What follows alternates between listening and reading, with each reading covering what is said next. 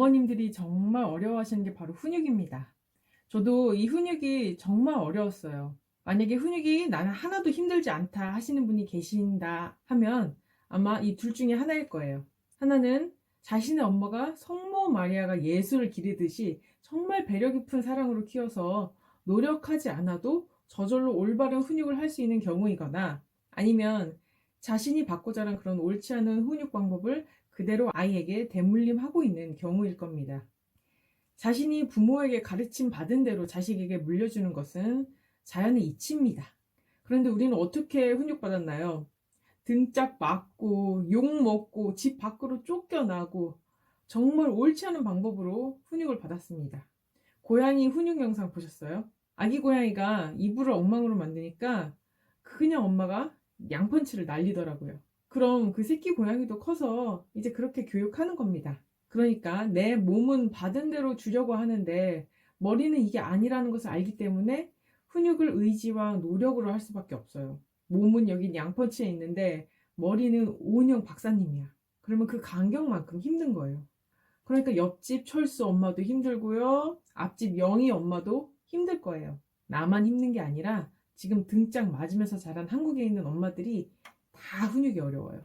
그러니까 나는 왜 이렇게 훈육이 힘들까? 옆집 아줌마는 잘하는 것 같은데 이렇게 걱정할 필요가 없습니다. 당연한 겁니다. 당연한 거를 깔고 가세요. 그럼 조금 덜 힘들 거예요. 그러니까 훈육이 힘들면 뭐다? 아, 나는 내가 받은 대로 물려주지 않기 위해서 노력하고 있구나. 그 좋은 겁니다. 혹시나 해서 말씀드리는 건데요. 옛날처럼 때리거나 소리 지르고 협박하고 비난하는 방식으로 훈육하면 절대 안 됩니다. 그렇게 하면 아이가 배울 수가 없어요. 훈육이 무슨 뜻이에요? 사전으로 검색해보면 품성이나 도덕 따위를 가르쳐 기름이라고 나와 있습니다.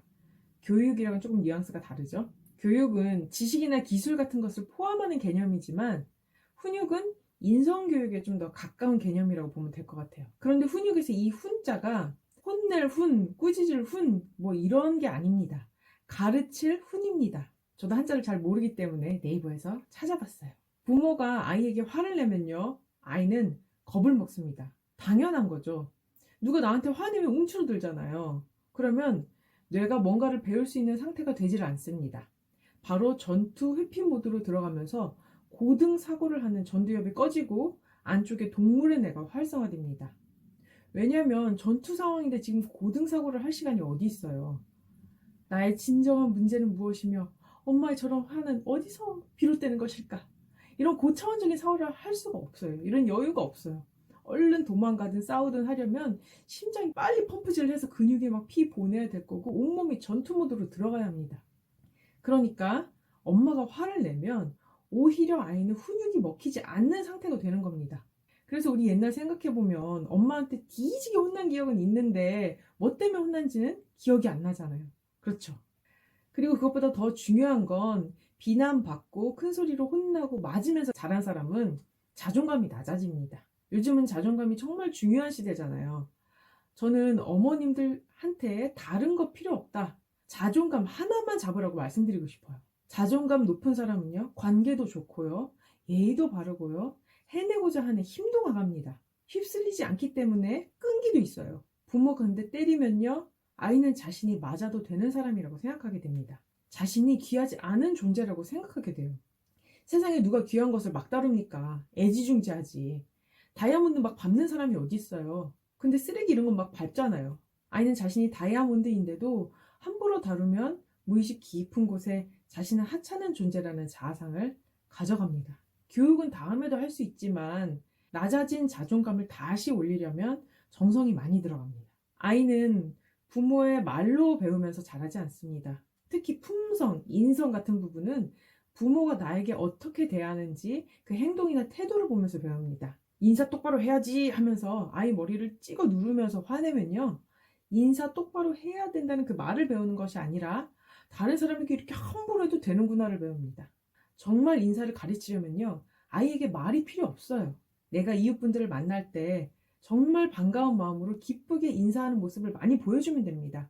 그럼 아이는 엄마 치맛자락 뒤에 숨어서 지켜보면서, 아, 인사를 저렇게 반갑게 하면 사람들이 좋아하고 친해지는구나. 인사는 좋은 거구나. 배우고 때가 되면 나중에 다 따라하게 됩니다. 저는 저희한테 한 번도 인사라고 강요한 적이 없습니다. 제가 열심히 인사하고 다녔더니 학교에서 인사를 그렇게 잘한대요. 칭찬도 엄청 많이 들었어요. 자식 자랑 맞습니다. 그럼 가르치기는 해야겠고 막 화를 내면 안 되겠고 도대체 어떻게 훈육해야 하는가? 그게 문제죠. 일단 훈육의 기본 원칙은 상이나 벌을 줘서 지금 당장 이 행동을 바꾼다는 느낌으로 접근하시면 안 됩니다. 어떤 행동이 허용되는지, 어떤 행동이 올바른 것인지 사랑으로 안내해 준다는 느낌으로 하시면 좋습니다.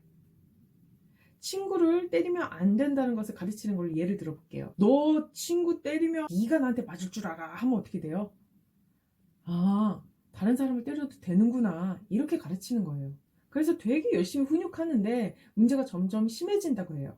완전히 잘못 가르치고 있는 거죠. 어떻게 해야 되냐면 얘가 지금 친구를 때리고 막 씩씩대고 있어요. 친구는 저기서 울고 있어요. 일단 엄마가 얼른 가서 사과부터 하세요. 급하게 아이에게 억지로 사과시킬 필요는 없습니다. 사과는 아이가 사고 쳤을 때 부모가 후딱 먼저 하는 게 좋은 것 같더라고요. 누구야 아프지? 미안해. 아줌마가 대신 사과할게. 이렇게 그 아이부터 먼저 달래고 나중에 내 아이와는 따로 조용히 얘기하면 됩니다. 1시간 뒤, 2시간 뒤 얘기가 아니고요. 그 사과하고 바로 이어서 얘기하는 겁니다. 무슨 일이야? 뭐 때문에 친구를 때렸어? 하고 일단 상황을 좀 들어주세요. 아이도 분명히 이유가 있을 거예요. 그 이유를 들어보고 그래서 화가 났구나. 엄마라도 그런 상황이었다면 화날만 하겠다. 일단 이렇게 공감부터 해주세요.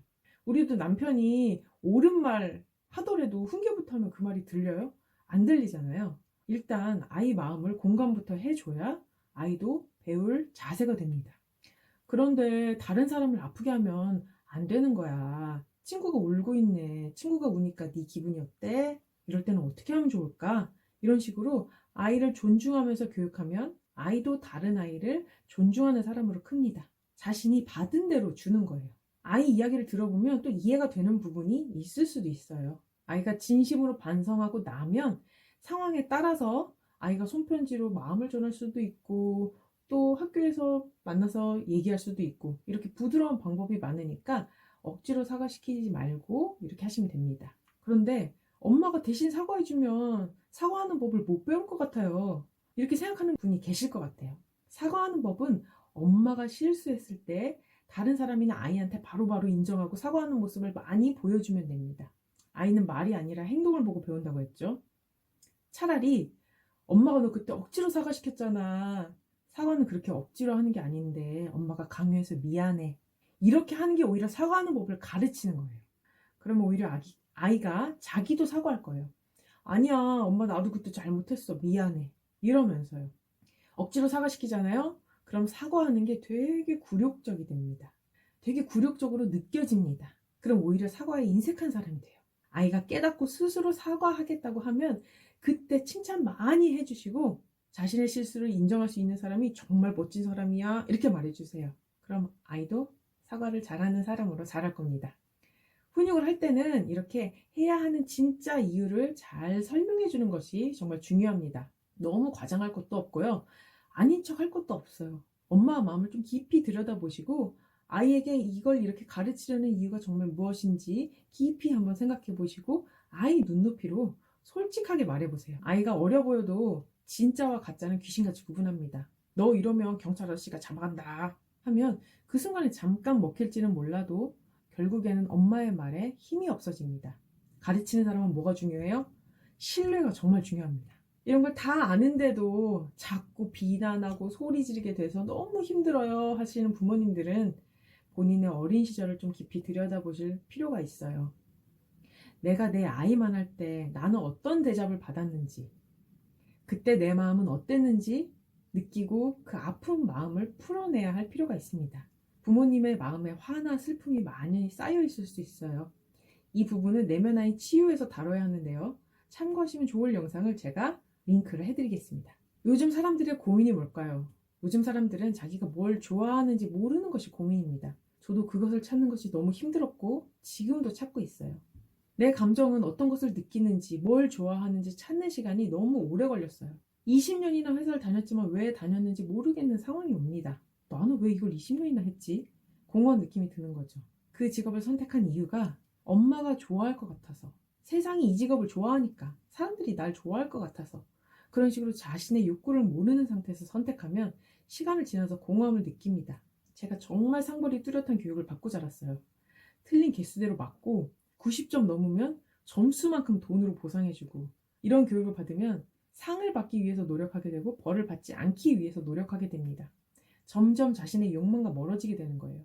내가 뭘 좋아하는지와 세상이 뭘 좋아하는지가 섞여버립니다. 나중에는 사람들이 뭘 좋아할까 이 생각만 반복하게 됩니다. 그러면서 기쁨을 잃어버리게 되죠. 왜냐하면 내 욕구가 충족될 때 기쁨이 생기잖아요. 근데 이 외적인 동기부여가 너무 강하게 습입돼 버리면 기쁨이 없어지는 겁니다. 너무 깊이 내면화된 거죠. 그래서 세상을 따라가는 것이 내 욕구를 따라가는 것처럼 느껴집니다. 그래서 사는 것은 원래 이렇게 재미없어. 그냥 버티는 게 삶이지. 언제 죽나. 이렇게 됩니다. 그렇게 타인에 맞춘 삶을 살다 보면 죽는 순간에야 깨닫게 될지도 모르겠어요. 아, 나는 내 욕구를 한 번도 따라본 적이 없구나. 나는 세상 눈치만 보며 살다 죽는구나 하며 후회하게 될지도 모릅니다. 그러니까 훈육할 때는 상이나 벌을 줘서 가르치면 절대 안 됩니다. 훈육법은 기본이 가르치는 거고 그게 안 되면 소용이 없는 거예요. 그러니까 훈육법은 꼼수가 없습니다. 훈육법은 전공법밖에 없어요. 그냥 이유를 알려주고 그걸 아이가 받아들일 수 있도록 사랑으로 기다려주는 것이 유일한 방법이라고 생각합니다. 아이를 조종하기 위해서 사랑을 줬다가 벌로 차갑게 대했다가, 상이 사랑인 거죠. 이것도 하면 안 됩니다. 이렇게 키우면 아이가 버림받지 않기 위해 삶을 살게 됩니다. 사랑을 얻기 위해서 애쓰는 삶을 살게 되는 거죠. 왜냐하면 엄마의 사랑이 거둬진다는 건 아이에겐 죽음이나 마찬가지거든요. 그러니까 아이는 생존의 문제인 거예요. 아이를 조건 없이 사랑하고 안내해줘야 합니다. 우리 아이들을 우리처럼 이렇게 자신의 욕구를 찾기 위해 또 몇 년 방황하는 삶을 살지 않게 하기 위해서 우리는 제대로 된 훈육을 하고 조건 없이 사랑해야겠습니다. 오늘 이야기는 여기까지 하겠습니다. 댓글로 어떤 상황에서 훈육이 가장 힘들었는지 남겨주시면 제가 디테일한 상황에서 어떻게 훈육하면 좋을지 다음 영상에서 알려드리겠습니다. 육아는 정답이 없습니다. 제 영상을 보시고 실천해 보시면서 자신만의 육아를 창조해 보시기 바랍니다. 감사합니다.